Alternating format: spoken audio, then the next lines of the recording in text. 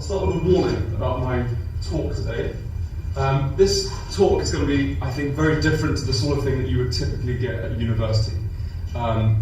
It's going to be a summing up of some of the things I've learned in my life that have helped me achieve the things I want to achieve and become happy, successful, if I can lay claim to that title. And it's not going to be backed up with sources, it's not going to be empirical, it's going to be kind of intuitive, artistic and flowing.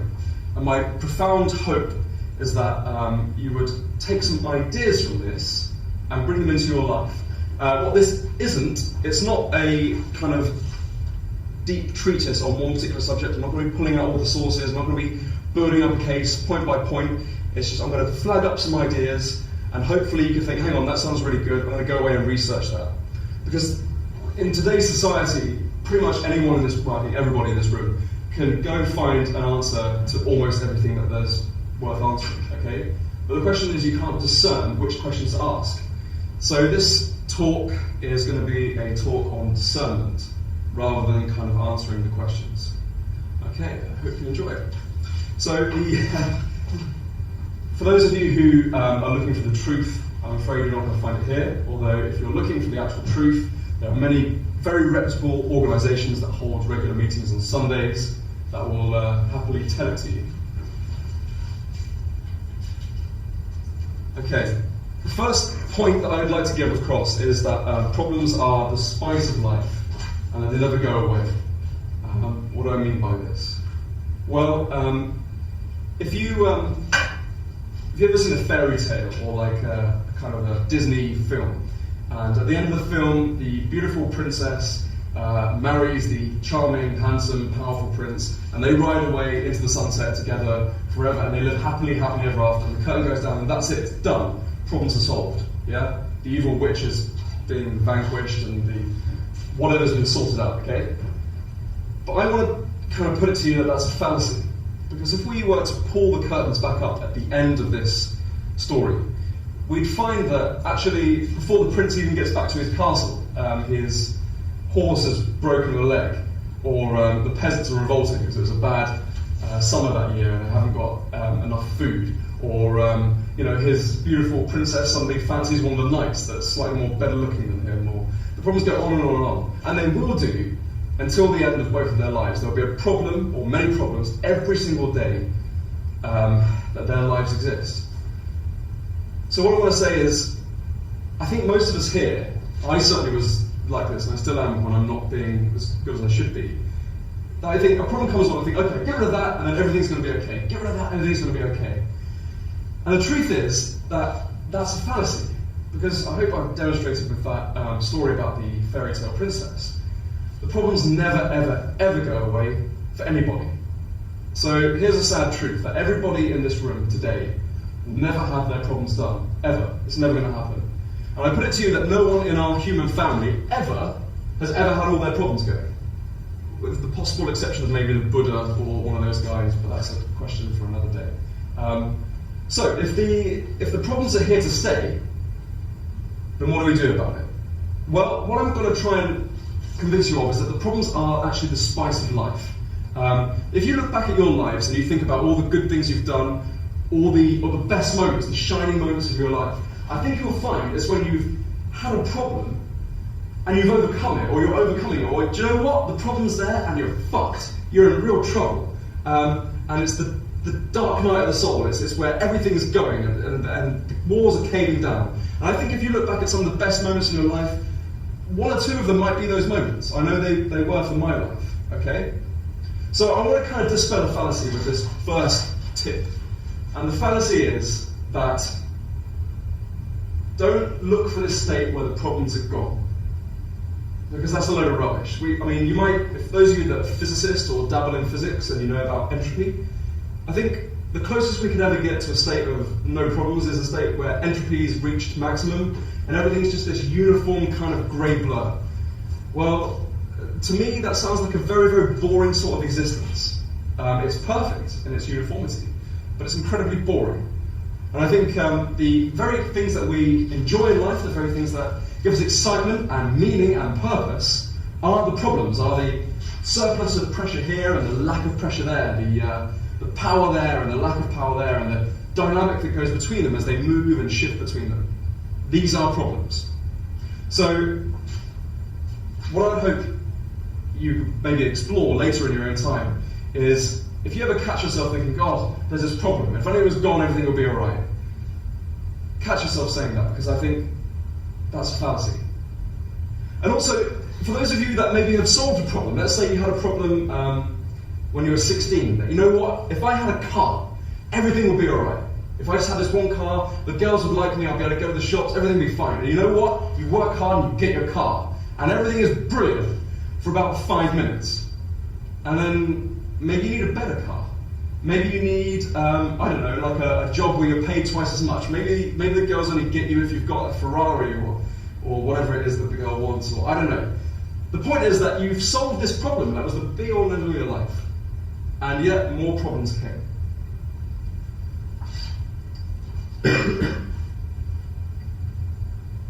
Okay.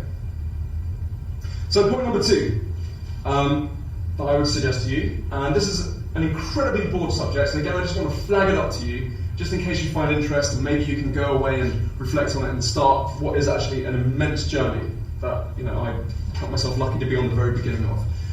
And it's to self-reflect and face your dark truths. So, have you ever been in a conversation with a friend, and the friend says to you, you know what, I'm just ugly. I'm never going to kind of get this guy to like me because I'm just ugly. And you say to them, okay, well, I'll tell you what, why don't you go to the gym, trim up, and then maybe you could be a bit better looking, take the matter into your own hands. And the person goes, oh yeah, but I can never find time to go to the gym. So you go, okay, well, look, why don't you cut down 1 hour of your least important soaps that evening and go to the gym? Why don't you try that? And then she goes, oh yeah, but, I don't think you have any clothes for the gym. So you go, okay, well, why not buy some clothes and then you go, oh yeah, but I feel embarrassed. And this goes on and on and on. And you think I'm making up, just listen next time you have one of those conversations, one of those yeah, but games. Actually, it can go on for like 20, 30 or more rounds. All the while, the girl in question is dodging the responsibility of sorting her life out. She is, in essence, not facing her dark truths. So why am I telling you about this? What's wrong with playing yeah, but, and avoiding the gym or avoiding whatever it is that you have a problem with? Because all of you in this room have problems right now. I have problems. We need solutions to them. What's the point? Well, the person is incredibly weak, isn't she? She's because she doesn't face up to this dark truth of that she's got to take matters into her own hands and get this sorted out, and that she needs to face up to it and get it sorted.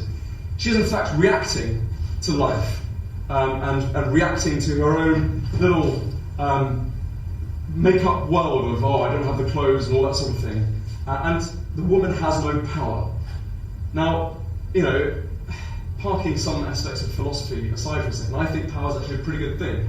It's enabled us to achieve all the great things that we've had in today in this society, and the things that make us happy to a large extent.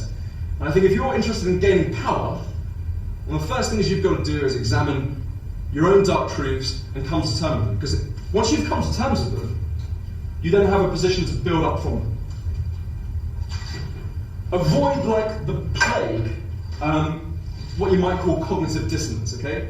Cognitive dissonance, I mentioned it in my last talk, but I'm going to go over it again. It's when, let's say you have someone and he has a really, really high self-concept of himself, he thinks he's some sort of budding Napoleon, but he's working stacking shelves in a supermarket. Now, I'm not saying there's anything wrong with that, but the two don't go together. They have dissonance. So you might say to him, hey, this doesn't connect. This doesn't create one uniform picture of what's going on. And he might say, oh, well, actually, I am this grand leader of men, but I'm working here because I want to kind of muck in with the guys and, equal level or some kind of funny socialist kind of set of ideals. Now, what the guy's done here is he's actually had his cake and eaten it. You see, what he might say is, okay, I've got some new data in the world, maybe I'm not this grand person, maybe I need to readjust that. Or, I still want to be this great person, maybe I need to readjust my life in order to make it fit with that. But he didn't. He had two ideas that don't fit, and he made a third woolly one to kind of bend and weave and glue the two together, okay? Well, once again, we've arrived at weakness. The man is profoundly weak. Because of his inability to face dark truths, he has no opportunity to sort his life out, to go on and do what he needs to do to become the person that he wants to become. And I put it to you that he'd be incredibly unhappy. Now, if you look in your life at the people that do this game the most, that play yeah but, that are involved in cognitive dissonance, that don't take responsibility for the things in their life, people that have what they call an external locus of control, where they think that nothing's down to them, they can't control anything. It's all down to God, the star signs, your boss, your parents, your boyfriend that doesn't love you, whatever. If you look at those that play those games the most, you'll find that they're the weakest, most unhappy, most unfulfilled people you'll find in your life. Paradoxically, if you look at the people that say, you know what, I can do it. I'm in a bad situation now, but I'm going to do it, I'm going to build it up, I'm going to take responsibility, I can do it. People that don't indulge in cognitive dissonance, you'll find that they are, if not on their way to success, much more happy, successful, and much more sane. I think in its worst forms, this kind of lack of self-analysis leads to madness. Those of you who dabble in psychology, particularly psychoanalytic type stuff, will recognise the truth in this. So a great definition of power, I mean obviously there's loads of definitions of power, but one that I think is very relevant and I find very useful for this kind of thing is the definition of power is the ability to act. Now you might have all the resources around you in the world, but if you're constantly dodging and going back and forth between all these conflicting forces in your mind that you can't face up to, I'm sorry, but you have no power. And without much power, there's not much fulfillment and not much of the great fruits that you can enjoy from this life available to you. You are, in fact, locked in an internal prison.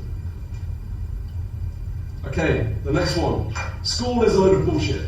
So I realise that I'm saying this in a university where all of you are working really, really hard towards a degree. Okay, congratulations, I actually think you're doing the right thing, okay? So what do I mean when I say school is a load of bullshit? Well, look, if you're interested in education, okay, how do you learn it? Is it your teachers that tell you the things that you found most valuable in your life? Is it some authority figure? I bet because you're coming to some sort of extracurricular activity, I assume you're all interested in taking the responsibility of education. I bet some of the best things that you guys have ever learned are stuff that you've learned yourself, because you took the initiative to go and learn something and to self-direct your study. Schools don't do this. They perpetuate this myth in this country that you're born with this kind of IQ halo above your head. If you got a high one, great, you're destined for degrees and maybe even PhDs and that kind of thing, and perhaps a well-paying job. I would actually challenge that, by the way.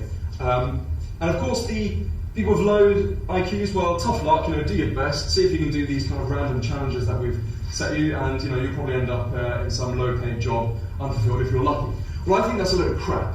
I think if you want to learn something, we're living in a day and an age now where you can look it up on the internet, you can go to the libraries, you can talk to people, the knowledge is out there for you to get, okay? I put it to you that if you want to learn something, don't rely on educational establishments to do it. Because if you do that, you're going to be waiting for them to sort it out, and you know what? Most of the time they're not going to be thinking about you and your educational needs. Most of the time they've got the late bills that need to be paid, or their angry husband or angry wife or something, or the dog, or how they left the oven on. No one cares about yourself and your development as much as you do. So I strongly implore you to take responsibility for your own education. Do not leave it in the hands of educators who I think actually aren't doing a very good job. And of course the problem is, we have this myth, that if we work hard in school and we get all our pieces of paper, we go up to the next level and we get some more pieces of paper and eventually come up with degrees and PhDs and goodness knows what else, then we're going to be happy and we're going to be successful in life, right? We've all heard this myth, okay? Well, I've just put some pictures of people here that completely destroy this myth, okay? Richard Branson was massively dyslexic. He until very recently, he didn't know what the difference between net and gross profit was because he just couldn't work it out. He was a complete failure in school. Mark Zuckerberg dropped out of university because he had a better idea of how to spend his life. And you know what? He's one of the most staggeringly quick success stories in terms of financial success that our human family's ever known. Einstein, dyslexic, his schoolmaster wrote he'd never amount to much.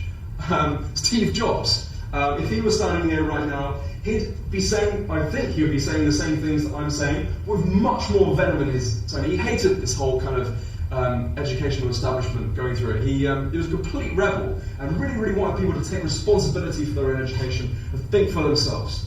And that's what I'm very gently encouraging you to think of here. Okay, the next point.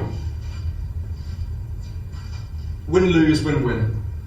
Some of you might be bought into the myth that if you want to make it in this world, particularly in business and making money, then you've got to shaft people. You've got to get people to trust you for as long as you can, and then take them out and shaft them. And I actually think that a lot of fortunes were built on this kind of philosophy. Particularly, if you look at any of you are into history or looking at history of business, there are some people that have made a great living from doing people over, and people still do today. There are people that you can go, pay a lot of money, get a poor service, they've not put much time in, but they've taken your money, and that's it. Well, what I want to argue today, or briefly introduce you to, is that is about to change, and it's changing right now. I put it to you that in this world that we're all growing up in right now, that we're all hopefully going to be a success in, if you want to really be successful and you want to make money and you want to enjoy life and you want to achieve your goals, you've got to adopt a win-win philosophy. And the reason is simple. It's because we can communicate a lot more today. Now, if I'm doing a shoddy job of something, there's websites and there's communication technologies that enable you to go talk to people as far as bloody Australia or Japan or South America. And you can tell everyone what a con artist I'm being. Equally, if you come in and you're expecting a service for 20 quid, and I give you a service that you think, God, I would have paid 50 quid for that, guess what? You're going to tell your friends, and you're going to tell them really effectively on Facebook, Twitter, or whatever. I mean, take a look at all the rascals that are getting found out now. Look at Julian Assange and WikiLeaks, and some of the appalling things that we're finding about what America did, and indeed the rest of the world, in their kind of political goings-on. Look at what Israel's been getting up to on the Gaza Strip. Now, Israel's been doing a really good job of getting away with that for the time before I was born. But these days, I'm pretty sure that everyone in this room knows kind of what a bunch of toe rags they've been being, to the Palestinians and that kind of thing. We know this because we saw it on the internet. Someone's really passionate about it, has written about it, and now we can read about it. There are even websites now where if you're a dodgy tradesman or you're a bad lawyer or something like that, and I want to get a lawyer, I can go on there and check out you're not on this list of crooks that people have put on the internet. Okay, so that's the downside. What's the good side? Well, let's say you do more than you're paid for. You've got a job to, I don't know, film people. Let's say you want to film people and that's your job. Well, if you do more than you pay for, let's say someone wanted a 1-hour film, and you know what, you take some time, you edit it, you put it in some great wrapping paper, you deliver it to them, you pump it up to make the person feel more important, and you anticipate their needs and serve them. You know what, that person at the lowest end of things might give you a tip, he might be really grateful. On the highest thing, he might give you 10 times the business that you originally went in there for. He might recommend you to friends that are going to pay you 5 times the amount that you'll get paid. I know this because I've done it. And I know some of my most successful friends make a tremendously good living out of giving more than they're being asked. And that's the good side of a win-win philosophy. If you give more than you've been asked to produce, somehow we find our rewards are given to us. An example of this, I think, is Gandhi. I think there are examples that kind of did his kind of style before him, but I think he's a pretty salient example of someone that didn't go out there in the political arena and get into this murky Machiavellian world of shafting each other, stabbing each other at each other's back and ruthlessly clutching to power. He really stuck to his ideals, and I think through a win-win philosophy created a change in this world that very, very few other people in history, in the whole of history, can match. So that's an example of this ideal that I hope you will take away and think about. Okay, the second to last point I want to give you today is to dispel a myth that the world is bad, that human beings are bad, we're evil, we're necessarily predisposition to conflict.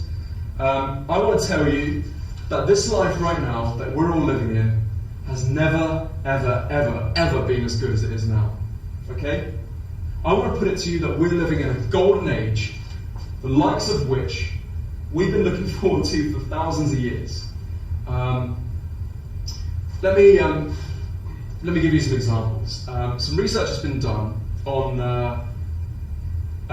tribes that have not really been touched by civilization yet. Anthropologists have gone in and recorded how much they kill each other through wars or murders, that kind of thing.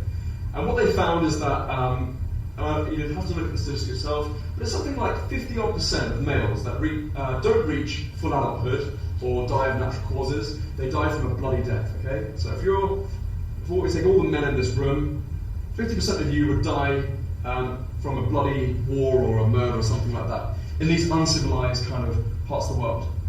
But then you're thinking, okay, but what about World War II, and what about all the guns in London and knives and muggings and all that sort of thing? Well, I read a statistic that if you took all the men in the last century, so between 1900 and 2000, only or less than 1% actually died in a bloody kind of arrangement, in a conflict or a murder. Now, if that isn't progress, I don't know what is. If you look at disease, look how a lot of us would have died by now if we were born 100 years ago. They had families of 5, 10 people, just so 5 or 4 could survive to adulthood. We don't have to worry about that now. I've never known anyone in my age group that's close to me to die. I'm 28 years old. I think that's pretty bloody remarkable. Look at all the knowledge you have around you. Any one of you can go and find out pretty much any skill that you ever want to know. That's a fact. You want to know how to computer program and make great websites. You can do it in 6 months. I've seen it done. You want to learn how to heal people, how to be a doctor. Some people think you need good A-levels to do that. That you need to go and impress people with bits of paper and suck up. And if you're good enough, you might just be let into some school where they teach you this stuff for 7 years. Okay, I'm sure people come out of these schools and they learn a lot of stuff, yeah? But if you want to know about the human body and how it works, and you put 7 years of your life into studying it, you'd be a better doctor than any of those people. That's what I'd stand to. You want to learn about building buildings. You can learn it. Life has never, ever been this good. So, why am I telling you this? Well, you go around the life these days. You go around, you talk to people, and people will tell you how bad things are, how you can't trust anybody, how you can't leave your door these days, how people aren't what they used to be. My experience has said completely the opposite. That the further through life we get, the better things get. So please, please, please don't buy into this myth that things are bad and they're getting worse. And above all, don't buy into this myth that we human beings somehow have this nasty, horrible streak in us when we necessarily have to fight and get in wars and shaft each other. I don't think that's true. My experience has told me that fundamentally we are good people, all of us. That to our cores we're nice, and that we just want to be happy, and that we just want to make sure other people are happy. The only reason why we don't behave like this, in my experience, is because we're misguided and ill-informed. Well, guess what? We're living in an age where information and guidance is at a level where it's never been in all of recorded history.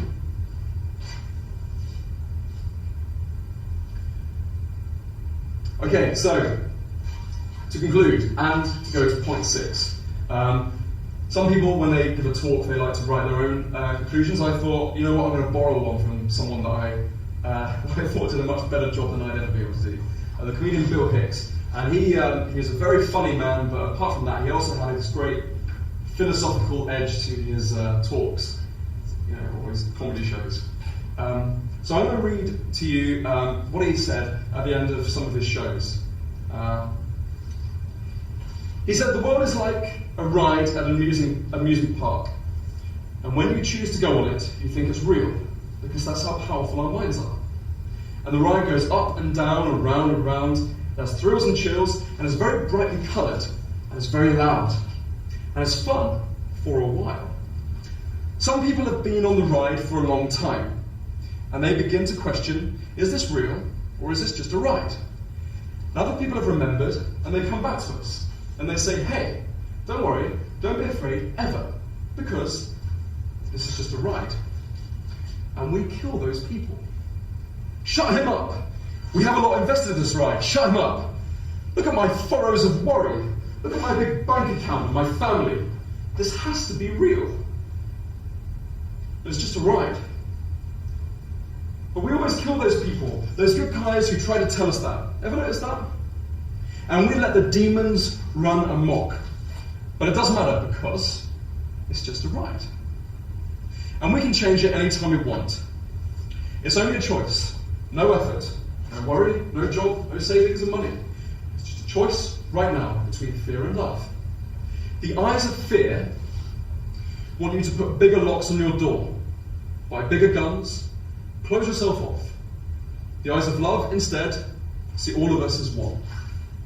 Here's what we can do to change the world right now, into a better ride.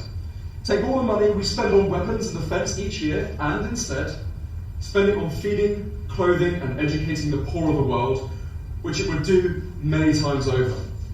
Not one human being excluded. And we can explore space together, both inner and outer, forever in peace. So the last suggestion I'll make to you is see the world as just a ride. It may or may not be true, maybe this is really, really real and we need to take it really, really seriously.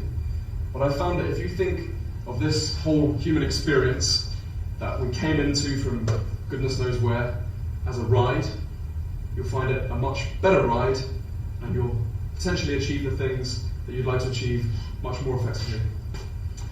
Okay, thank you for your time.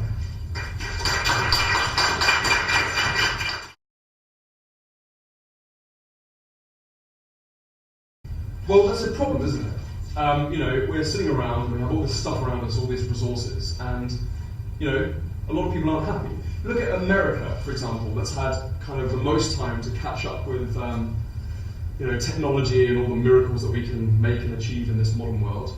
And their incidence of depression and just general madness is through the roof. And I used to live there. The people in America have this very impressive veneer of impressiveness, I guess, and happiness and success. And there is a lot of stock to that. But paradoxically, there's this inner vacuum where they're just crying out for some meaning and some substance in their life. Okay? Well, my answer to that is it's a very serious problem. But I think our ability to solve problems is getting really, really good. And I think the fact that we don't have to have, worry about whether the harvest is going to come in this year, or whether your mum's going to die of pneumonia because you don't have enough wood for fire, or some new leader is going to come around and murder half the village because he wants his empire to be enlarged. I think this puts us in a pretty good position to sit down and say, right, this is a problem. How do we sort it? And time will tell, but my guess is we're going to do this. I think the very question you asked there is the sort of seed to that very answer.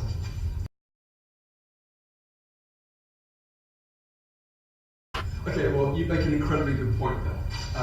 And I believe you so much that I made one of my 6 points during this presentation. That very thing, the problems never ever go away. I mean, let's just take one problem, okay? Overpopulation of this planet, okay?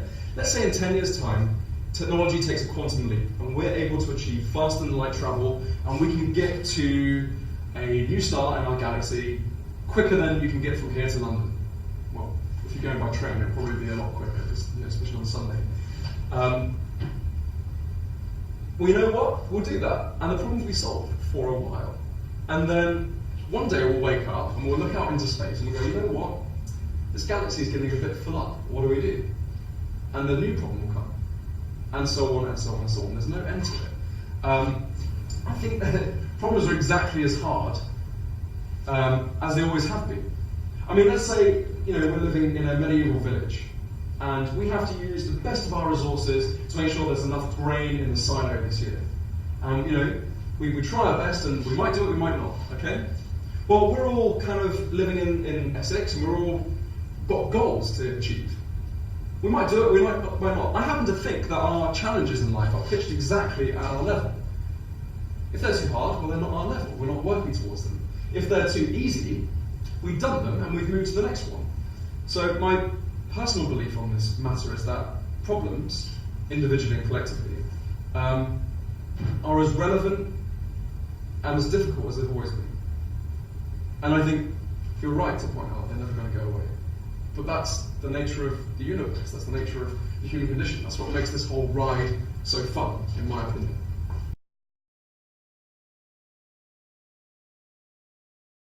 I think that's a scale. I think it's not something you have or you don't have. I think it's something where you either are strongly external or strongly internal, but I don't think anyone's ever 100% either side. I certainly wouldn't ever claim to that. There are times, my girlfriend will tell you, there are times when I'm blaming people and, getting in a big fat wiener about things, and passing off responsibility. Okay, to answer your question, the time where I think made the most difference to that was the time where I had my biggest failure. I was one of those very lucky people at school where I was lazy as shit, but I'd somehow managed to absorb the information very easily. So I came to exam day, and I probably never just didn't do the coursework. I did the coursework the night before, but I just managed to go to the exams and get pretty good marks. Not amazing, but pretty good. And I went to university, and the same tactic worked for a while. Then it didn't. And so I was in America. I was having the time of my life. I was part of a fraternity, Kappa Sigma. If you're watching Kappa Sigma, hi.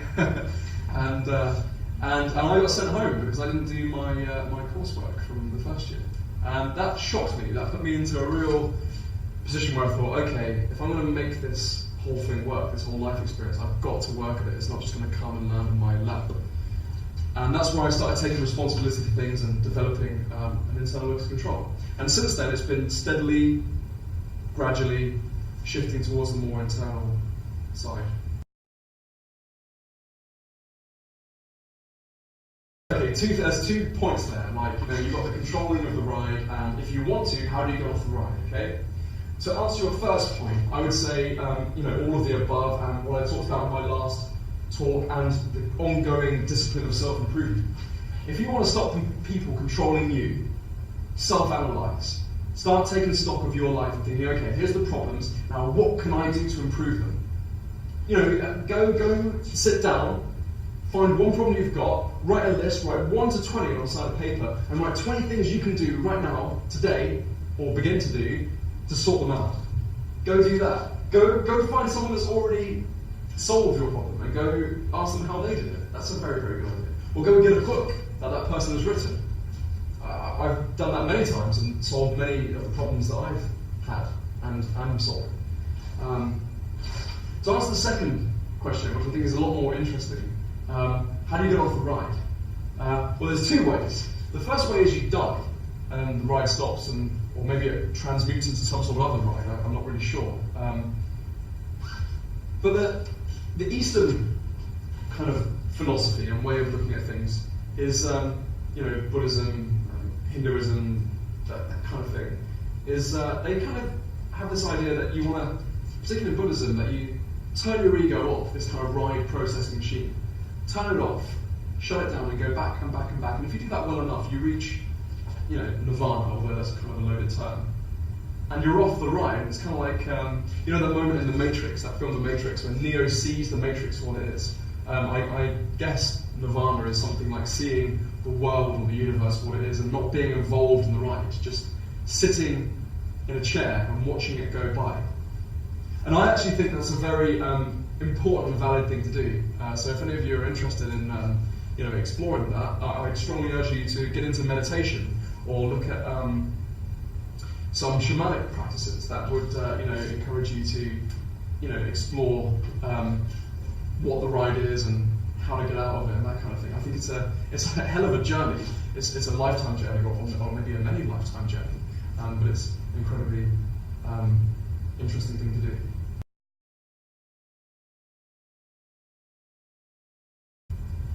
I mean, the truthful answer is I'm not sure.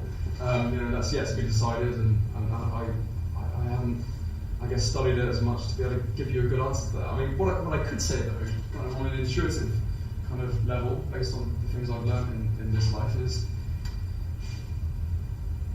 isn't it an ideal situation that everyone can live and we can still continue to breed and that kind of thing? Isn't that a good thing? I think that's the ultimate goal. And I think we humans are actually very good at, once we've set a goal, achieving it.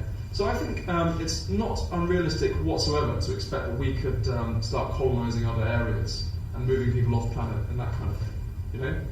Maybe we could colonise Antarctica, give that a go, that sort of thing. I think our technology is almost to the level that could be done right now today. So I don't think that's an unrealistic thing to aim for. No. As for it being like a necessary population management thing, who knows? Maybe it is. Maybe there's something wired into the mathematics of the whole thing where something gets to a certain side and it crashes down, kind of like an ecosystem where there's too many foxes and not enough rabbits, so the foxes go down and the rabbits go up. Maybe there's something to that.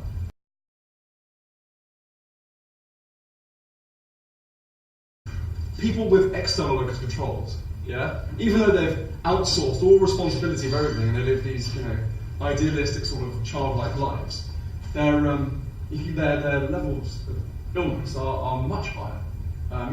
Internal or external locus control is actually a very good predictor of health, physical health and mental health. So I was to understand. But I think you make a good point with that. Obviously we can't control everything, and I think actually parking internal locus control for a second, it's actually quite good to say, okay, I can't control this for the moment, but work on the things that you can control. And believe me, there are hundreds of things you can control, ultimately, before the ones that you can't.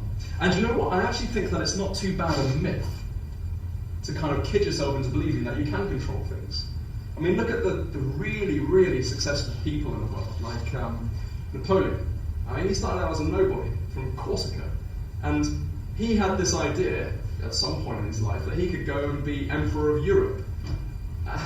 And he did, despite every bit of evidence around him suggesting that he couldn't. It would always, you might say to him, hey Napoleon, look, don't worry about that. Be stoic, live a happy life. Don't worry about it. But he did.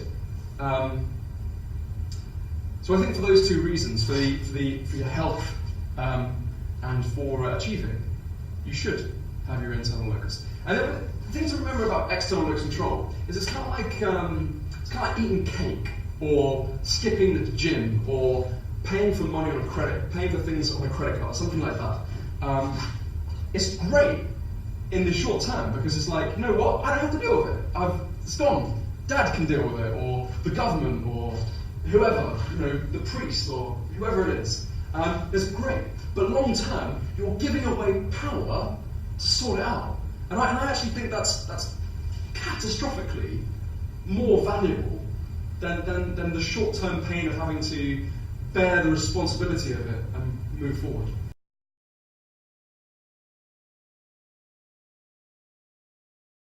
Game theory. I don't know if quick show of hands. Who's familiar with game theory here? Okay, most of you. Great. Okay. All right. So prisoner's dilemma: win-lose. Okay. So what you don't want to be in is a win-lose situation. You don't want to be someone where you're cooperating and someone else is defecting because they're effectively sucking out your resources. Okay, that's no good. You don't want to have that. Equally, you don't want to be in a lose-lose situation because everybody loses and it's a load of crap. What you want to be in is a win-win situation where you're cooperating, they're cooperating, and everyone gets loads of resources. Brilliant. So how do you do that? Well, some of the things that game theory has taught us is that the way you do it is you start off by cooperating. So you go, you know what, I'm going to risk this, I'm going to cooperate. Because a lot of time people reciprocate. Intuitively we kind of think that wouldn't happen. You kind of give someone something and they'll snatch it and take it away. My experience has dramatically shown me the opposite. That 9 times out of 10, if not more, if you give something, particularly if you give more than the other person was expecting, they'll feel a deep urge to give it back. Psychologists actually call that reciprocity. I mean, have you ever been to the deli counter in a supermarket, and you go there, and there's a load of like free cheeses or whatever for you to try, and you take one sheepishly and you eat it, and the person's sitting there staring at you, and you don't want to buy anything because you're a student and you've got a student loan and your budget's low. You're like, I'll have some ham, please, because you feel an urge to reciprocate what you've been given, right? So that's the first thing I'd say, like, give without a thought to receive, and actually, paradoxically, you do tend to receive after that. Secondly, I'd say if people continually drag you into win-lose relationships, leave.